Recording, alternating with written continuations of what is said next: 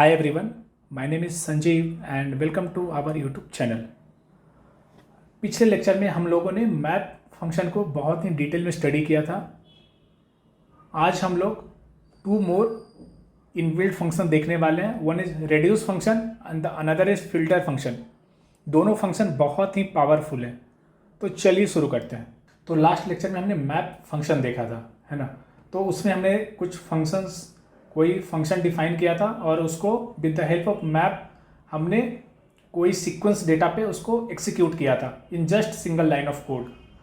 तो हमने जो फंक्शन देखा था उसमें हम लोग नॉर्मल फंक्शन को एग्जीक्यूट किए थे। तो मैं इसको एक और एग्जांपल से देखूंगा कि क्या मैं लैम्डा फंक्शन का यूज़ कर सकता हूँ नॉर्मल फंक्शन के जगह पे। तो इससे हमारा कोड और स्मॉल और कॉन्साइज हो जाएगा, ठीक है। तो हम लोग उसको देखेंगे, उसके बाद हम लोग रेड्यूस और फिल्टर फंक्शन को देखने वाले हैं, ठीक है। तो चलिए हम लोग देखते हैं क्या हम लोग लैम्डा फंक्शन का यूज़ कर सकते हैं मैप के अंदर या नहीं। तो मेरा मैप का सिंटेक्स क्या होगा? Map of function name and जो सीक्वेंस है जिस पे मैं कॉल कर रहा हूँ, मैं फिर से इसको इस सेल में ऐड करता हूँ डाटा को और मैं इधर देता हूँ सेकेंड आर्गुमेंट और फंक्शन का नेम। तो हमने यहाँ पे नॉर्मल फंक्शन को डिफाइन किया था पिछले केस में, बट क्या मैं इधर लैम्डा का यूज़ कर सकता हूँ? तो मैं देखता हूँ लैम्डा और इधर मैं दूंगा x और ये क्या करेगा, x स्क्वायर कैलकुलेट करेगा, ठीक है। अब मैं देखता हूँ इसको लिस्ट में मैं कन्वर्ट करता हूँ। तो आप देखोगे कि मैंने सेम टास्क को in just single line of code हमने इसको अचीव किया।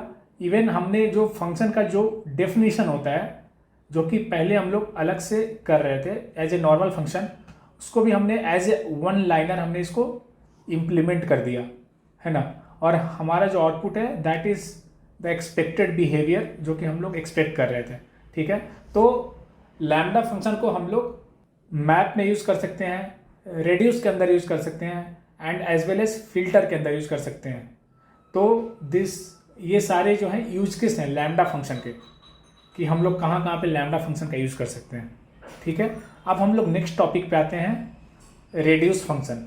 तो रेड्यूस फंक्शन क्या करता है? रेड्यूस फंक्शन वैसे केस में यूजफुल होता है जब हमारे पास लिस्ट ऑफ आइटम्स हो और कोई पार्टिकुलर जो होता है कोई फंक्शन या पार्टिकुलर ऑपरेशंस हम लोग उस सीक्वेंस पे परफॉर्म करते जाएं जब तक कि हमारा इन द एंड एक सिंगल वैल्यू आउटपुट ना आ जाए, ठीक है। तो इसको एक एग्जांपल से देखते हैं। अगर मेरे पास एक लिस्ट ऑफ वैल्यूज़ हैं 5, 6, 7, 8 एंड 2। अब मुझे क्या करना है, इस लिस्ट में सारे एलिमेंट का मुझे सम कैलकुलेट करना है ना। तो जनरली हम लोग कैसे करेंगे?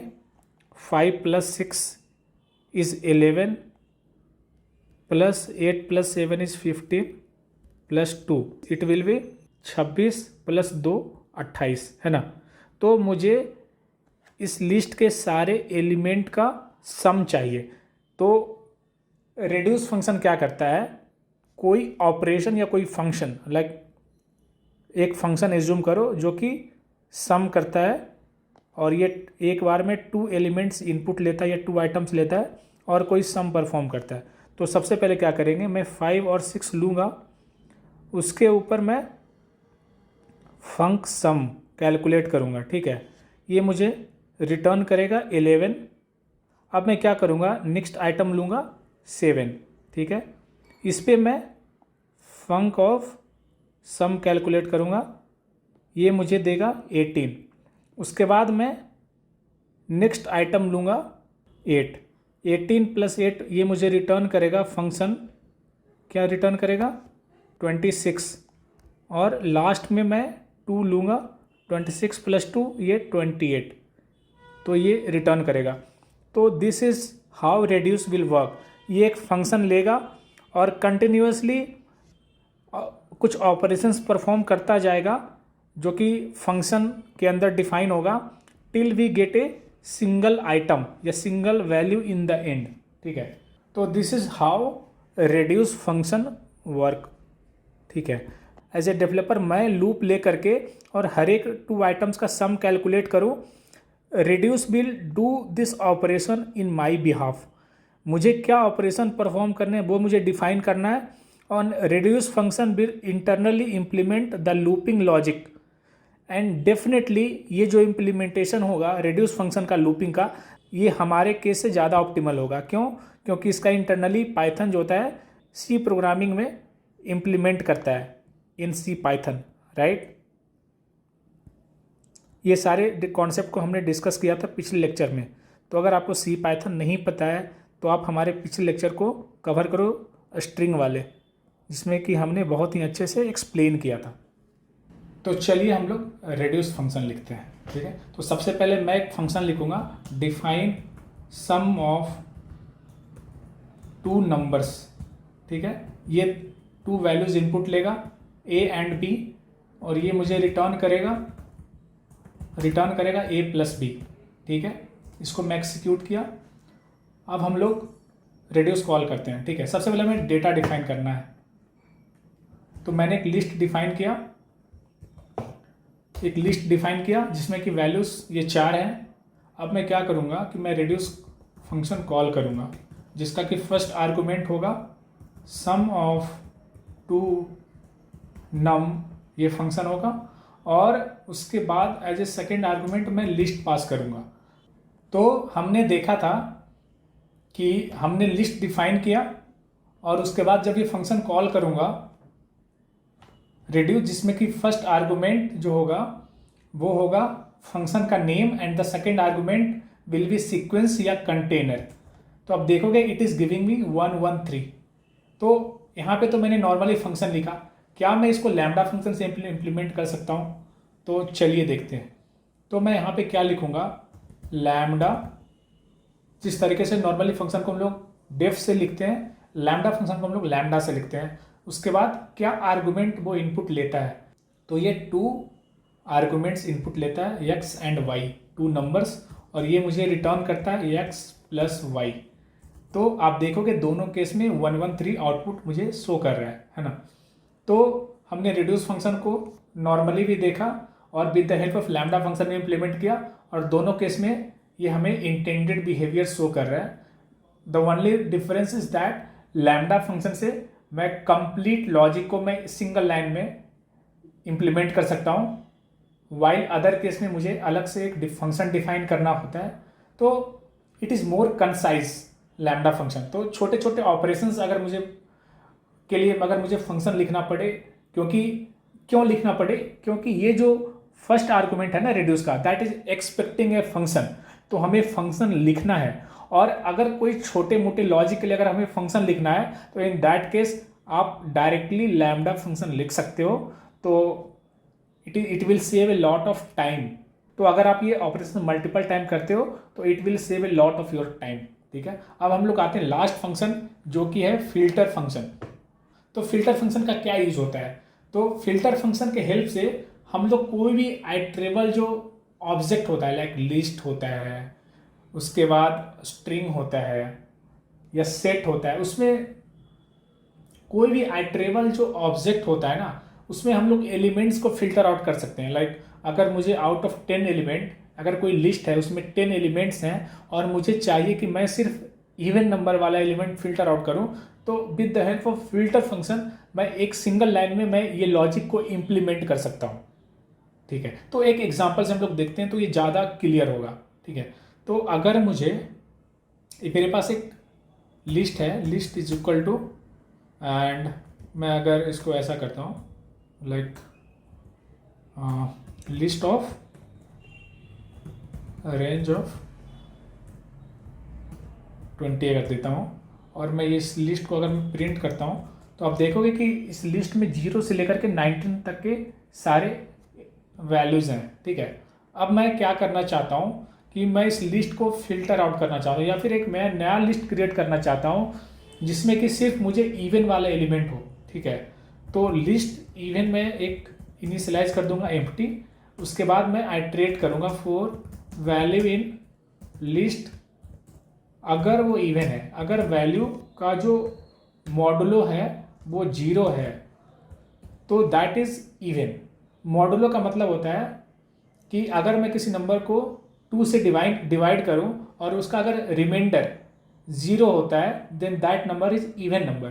तो मैं क्या करूंगा, list even dot append value, उसके बाद मैं लिस्ट इवन को मैं प्रिंट करता हूँ। तो आप देखोगे कि मेरे पास एक नया लिस्ट मिला जो कि सिर्फ इवन वैल्यू कंटेन करता है। ठीक है, अब मैं इसको फिल्टर फंक्शन के हेल्प से इस लॉजिक को यूज़ करना चाहता हूँ। ठीक है, तो मैं क्या करूँगा कि मैं एक फंक्शन डिफाइन करूँगा, डिफाइन इवन चेक। ये क्या करेगा कि एक नंबर इनपुट लेगा और वो नंबर अगर इवन है मतलब उसका मॉडुलो 2 अगर 0 है तो वो ट्रू रिटर्न करेगा। ठीक है, तो दिस इज द फंक्शन जो कि मैंने इम्प्लीमेंट किया। ठीक है, अब मुझे फिल्टर फंक्शन कॉल करना है ना। तो मैं क्या करूँगा, मैं लिखूँगा फिल्टर और फंक्शन का नेम। ठीक है, तो फंक्शन का नेम मैं क्या दूंगा, इवन चेक। एक पॉइंट का हमें टेक केयर ये करना है कि जो फंक्शन मैं दूं एंड तो वो फंक्शन सिर्फ बूलियन वैल्यू रिटर्न करता हो, ट्रू फॉल्स, बस ये रिटर्न करता हो। ठीक है, और मैं क्या करूँगा, कोई आइट्रेबल लिस्ट दूंगा, लिस्ट जो आइट्रेबल मेरे पास है, और उसके बाद मैं इसको कॉल करूँगा। तो आप देखोगे कि इसका जो आउटपुट है वो एक फिल्टर ऑब्जेक्ट है। तो मैं डायरेक्टली इसको लिस्ट में कन्वर्ट कर दूंगा और उसके बाद मैं इसको प्रिंट करूँगा। तो मुझे एक नया लिस्ट मिला जिसमें कि सिर्फ हमारे पास इवन वैल्यू है। ठीक है, अब मैं चाहता हूँ कि इस लॉजिक को मैं नॉर्मल फंक्शन के जगह पे लैम्डा फंक्शन से के हेल्प से करूँ। ठीक है, तो अगर मैं इवन फंक्शन को रिप्लेस कर दूँ लैम्डा, जिस तरीके से डेफ कीवर्ड होता है, लैम्डा फंक्शन के लिए लैम्डा कीवर्ड होता है, ये इनपुट एक नंबर लेता है और वो ये रिटर्न करता है कि क्या वो नंबर का मॉडुलो 0 है।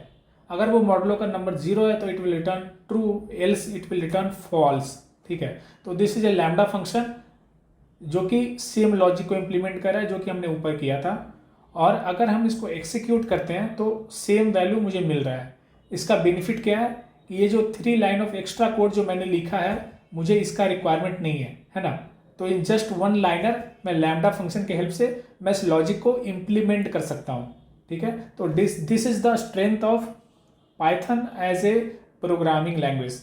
ठीक है, तो फिल्टर जो होता है मोस्ट कॉमनली लैम्डा फंक्शन के साथ यूज होता है। क्यों? क्योंकि फिल्टर फंक्शन हम लोग यूज तब करते हैं जब हमें कोई टास्क को बहुत क्विकली हमें सॉल्व करना है।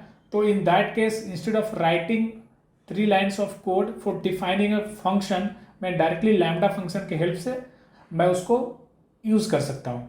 तो चलिए अब हम लोग देखते हैं कि हमने फंक्शन में क्या क्या टॉपिक्स कवर किए अभी तक। तो हमने फंक्शन का इंट्रोडक्शन देखा, फंक्शन का यूज़ क्यों करते हैं वो देखा, सिंटेक्स देखा, उसके बाद हमने बहुत सारे एग्जाम्पल्स देखे, फंक्शन और मेथड में क्या डिफरेंस होता है वो देखा, बहुत सारे हैंड्स ऑन में एग्जाम्पल्स देखें डिफरेंट सिनेरियो में कि कोई फंक्शन कोई इनपुट लेता नहीं है और ना ही वो कोई आउटपुट रिटर्न करता है। कुछ फंक्शन में हम लोग सिंगल आर्गुमेंट पास करते हैं और वो कुछ भी रिटर्न नहीं करता है। कुछ फंक्शन में वो इनपुट भी लेता है एज ए आर्गुमेंट एंड कुछ वैल्यूज़ भी रिटर्न करता है। तो हमने मल्टीपल एग्जाम्पल्स देखे। फिर हमने देखा प्राइम नंबर कैलकुलेशन या प्राइम नंबर चेक। उसके बाद हमने बहुत सारे फंक्शन टाइप्स देखे, built in functions, user defined functions, lambda functions. उसके बाद हमने रिकर्सिव फंक्शन को समझा कि ये कितना इंपॉर्टेंट होता है और इसका रियल लाइफ में प्रॉब्लम सॉल्विंग में बहुत ज़्यादा यूज़ होता है। उसके बाद हमने मैप जो इनबिल्ट फंक्शन होता है उसको देखा। अदर देन मैप हमने और भी कुछ इनबिल्ट फंक्शंस को देखा जैसे कि रिड्यूस फंक्शंस, फिल्टर फंक्शंस। तो हमने इतने सारे टाइप ऑफ फंक्शंस को देखा और ये देखा कि फिल्टर फंक्शन, रिड्यूस और जो मैप फंक्शन है इसको हम लोग लैम्डा फंक्शन के साथ यूज़ करके हम लोग अपना कोड को just in a single line of code लिख सकते हैं। ठीक है, तो अभी तक फंक्शन में हमने इतना देखा। नेक्स्ट लेक्चर में हम लोग एक बहुत ही इंपॉर्टेंट एंड कंफ्यूजिंग टॉपिक को स्टार्ट करने वाले हैं, जो कि है जनरेटर एंड आइट्रेटर। ये बहुत इंपॉर्टेंट टॉपिक है और इसको हम लोग बहुत ही डिटेल वे में स्टडी करने वाले हैं फ्रॉम द नेक्स्ट लेक्चर। तो इस वीडियो के लिए बस इतना ही, मिलते हैं अगले वीडियो में एक नए टॉपिक के साथ। Till then bye, happy learning.